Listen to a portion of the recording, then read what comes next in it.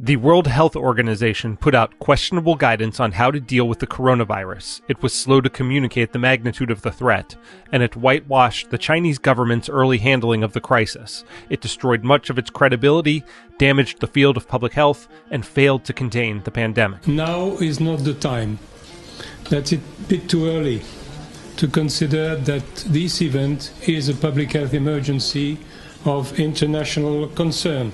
WHO's response in part stems from its overly deferential stance towards China, which is its second biggest contributor among 194 member states.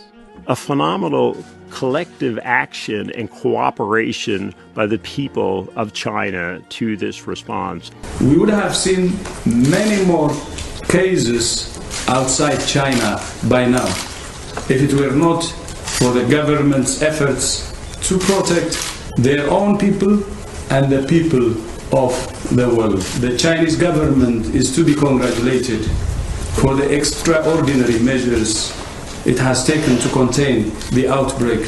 WHO whitewashed the authoritarian government's overall record. It praised China for releasing the virus's genome while neglecting to mention that it took them at least 17 days to do so.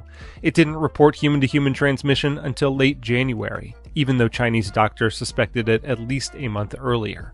Although the extreme lockdown of Wuhan likely did save thousands of lives, WHO scientists weren't allowed into Wuhan until 3 weeks after the outbreak first came to light. Meanwhile, the WHO praised the Chinese for their openness. China took action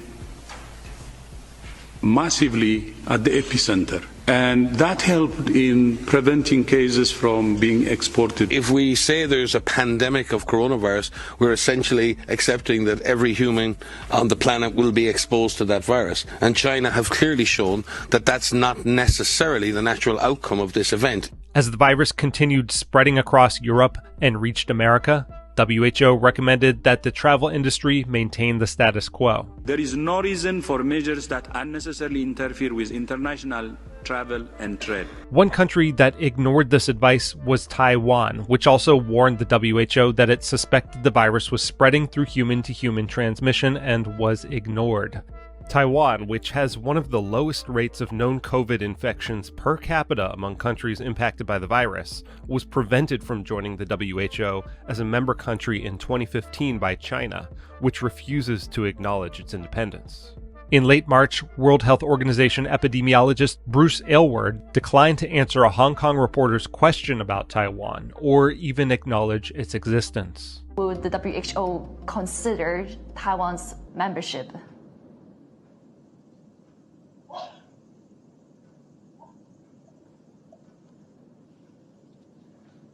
Hello? I'm sorry, I can't hear. I couldn't hear your question. Okay, yeah. Let me repeat the question. No, that's okay. Let's move to another one then. Right, because I'm actually curious on talking about Taiwan as well, on Taiwan's case.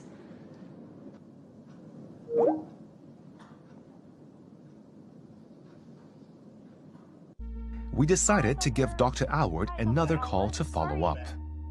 And I just want to see if you can comment a bit on how Taiwan has done so far in terms of containing the virus. Well, we've already talked about China, and when you look across all the different areas of China, they've actually all done quite a good job. So with that, I'd like to thank you very much for inviting us to participate. As Taiwan was distributing face masks to its citizens, the WHO was advising the rest of the world that they were unnecessary. And initially, the CDC and U.S. Surgeon General followed its lead. Masks should only be used by healthcare workers, caretakers, or by people who are sick with symptoms of fever and cough. If you do not have these symptoms, you do not have to wear masks, because there is no evidence that they protect people who are not sick. But health experts pointed to mounting evidence that masks can help slow the spread of respiratory diseases, especially among asymptomatic carriers, a population that the WHO maintains is virtually non-existent, despite mounting evidence to the contrary. In mid-February, the WHO trumpeted good news from China. The data from China continue to show a decline in new confirmed cases.